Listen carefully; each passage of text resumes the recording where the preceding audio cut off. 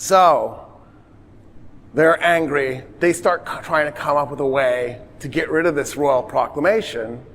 And then the commoners provide them the source. Long story short, commoners are mad because the English Bill of Rights guarantees you representation in Parliament if you're taxed. So George III needs to collect taxes from the colonies, not because England was going to make a lot of money off those taxes. Those taxes were really light. The tea tax is my favorite. Okay, so let's say we do, in today dollars, 5 cents per tea bag in tax? How much tea are you drinking? Like if you drink 2 tea bags worth of tea a day, that's 10 cents a day, that's $36.50 a year. You're going to start a revolution because you're mad about a $36 tax? Once the commoners are upset because they don't have representation in Parliament, it's just a matter of time before the elites realize they have a way to break the royal proclamation. Now think about this. You or your family members came over, you got land that wasn't yours, you got labor that wasn't yours, that you didn't really pay for. You're making money off of cotton, which is nice, or tobacco, which is evil. You're wrecking the soil, but you're still filthy rich. Even if you're growing hemp because you can't grow tobacco because you've wrecked the soil, you're living off of your inheritance. It's not like you're working hard. It's not like your life is hard and mean. So even the colonists who are upset about not having representation in Parliament, that's an ego thing at that point. Who cares? What were we going to get? Three representatives per colony? There were 17, not 13 at that moment. So what would that have been? 51 people added to a body of 600? Or were we going to get 2 representatives per colony? Like it wasn't going to have a meaningful impact on the types of laws being generated in England. It wasn't going to affect your day-to-day life very much. In other words, we got really mad about something that symbolically was important to us, but in reality wasn't going to have a big impact on us. And then the elites used that anger to turn the revolution from a revolution to fight for our English rights into a revolution for independence, because the United States of America doesn't have to pay attention to the Royal Proclamation of 1763.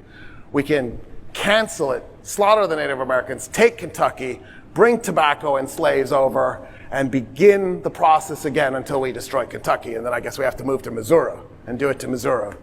And then they didn't know how far west they could go because they didn't realize you probably aren't going to grow much tobacco in Kansas. But that was the dream, was to grow tobacco all the way to Alaska and California. Just keep going west, right through the Rocky Mountains. In other words, what we've got now is a transactional society that now views other people as a means for generating wealth, which is, of course, the foundation of capitalism. Instead of seeing another person as a person who's a member of your community, you see the other person as an opportunity to make a profit.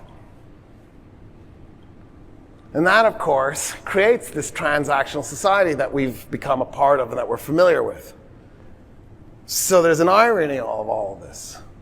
Adam Smith writes The Wealth of Nations. The Wealth of Nations is, right, the book that codifies the birth of capitalism. It's published in 1776. It's not a coincidence.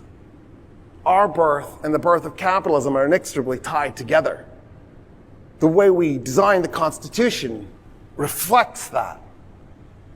By the time we get through the Constitution, it is clear that our objective, Madison says this, it is clear that our objective is to create a hierarchical society. It was their objective from the beginning.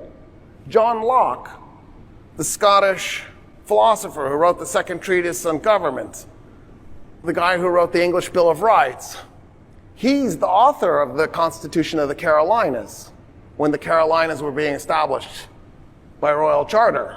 When he wrote that Constitution, he doesn't just add slavery into it, he made it so that it was all but impossible to ever abolish it.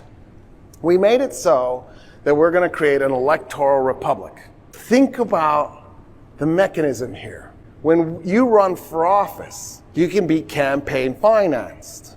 You receive money, and then you take that money and you use it on your campaign to get elected. In other words, if you don't do what your donors want you to do, in 2 years, they're going to fund somebody else, and that money isn't going to be used by you to get elected. It's going to be used by an opponent of yours to take you out.